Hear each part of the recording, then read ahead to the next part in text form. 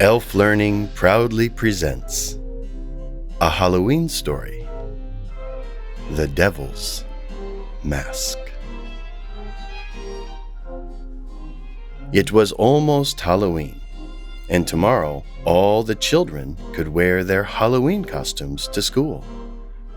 They could show their friends and teachers their special costumes. Were they funny? Were they pretty? Were they scary? Jay and his sister Angela wanted something special to wear.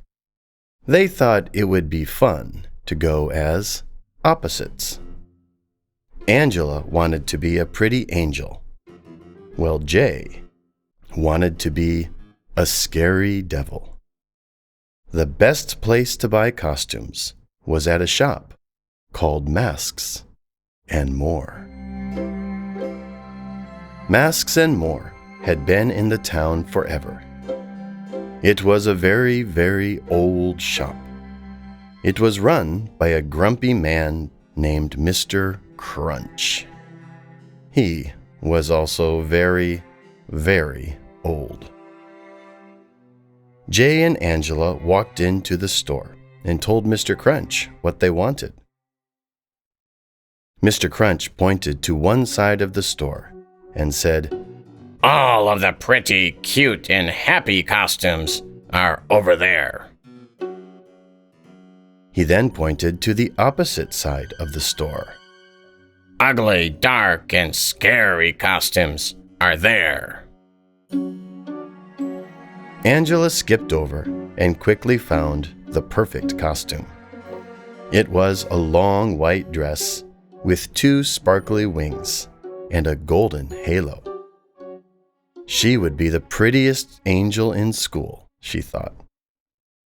"I want this," Angela said, and ran back to Mr. Crunch to show him.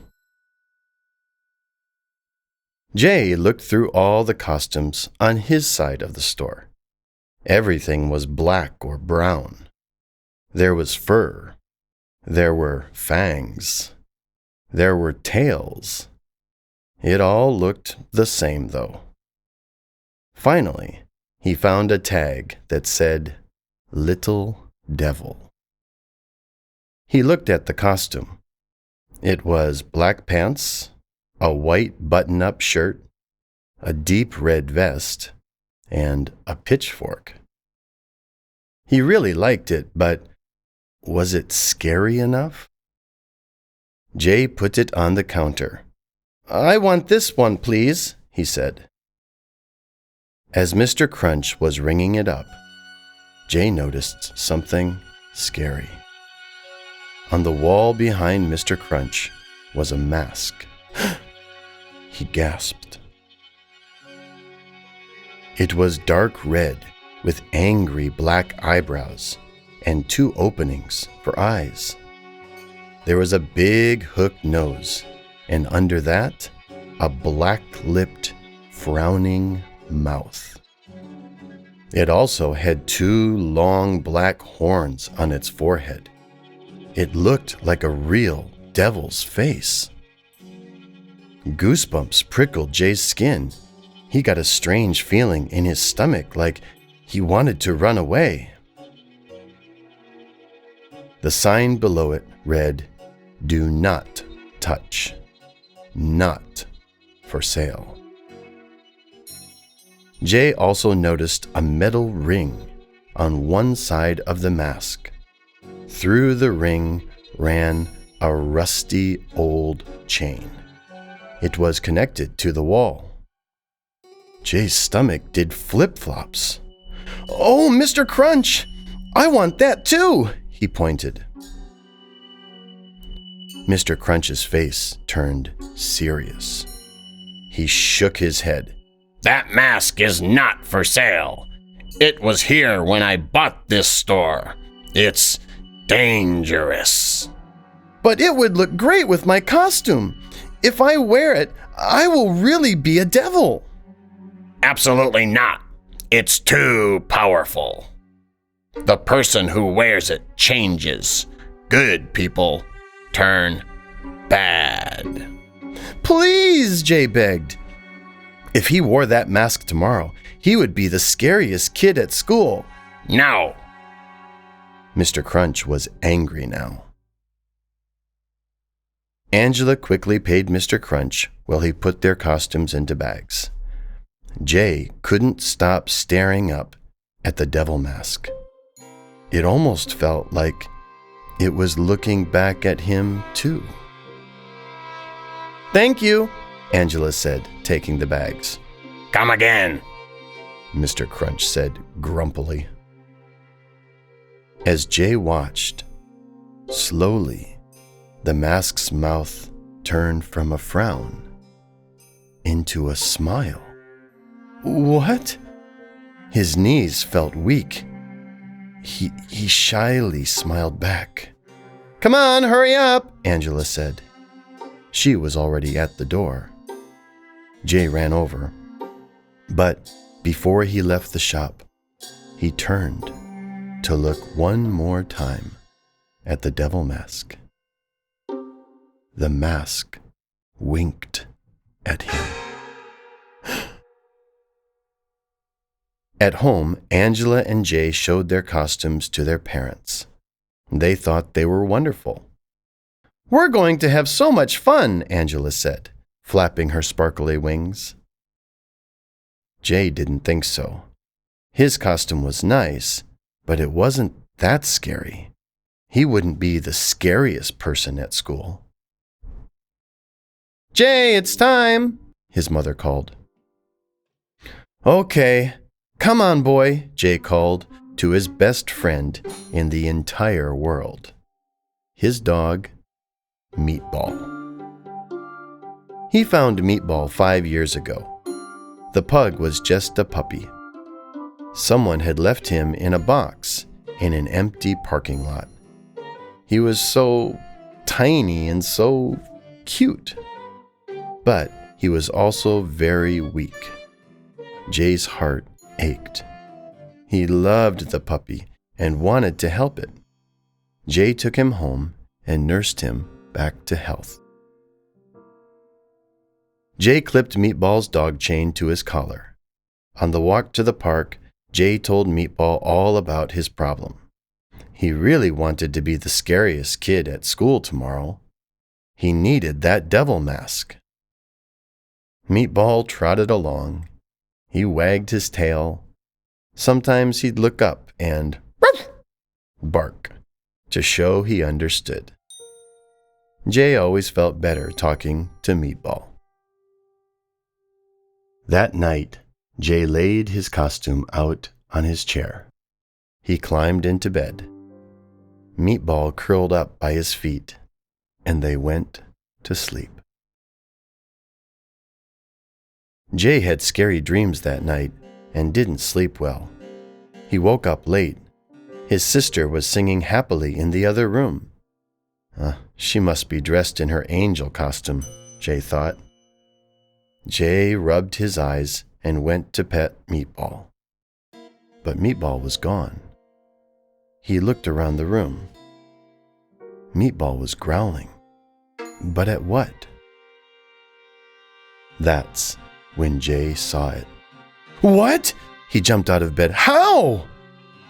On top of his little devil costume was the devil mask from yesterday. It was staring at him, smiling. How did it get there? Who had brought it to him? Why? Jay, are you awake yet? His mom called.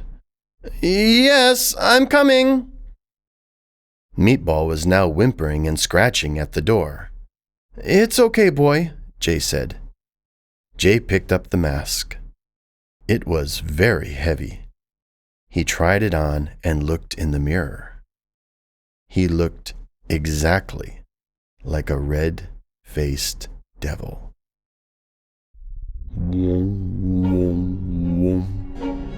What was that moaning sound in his head?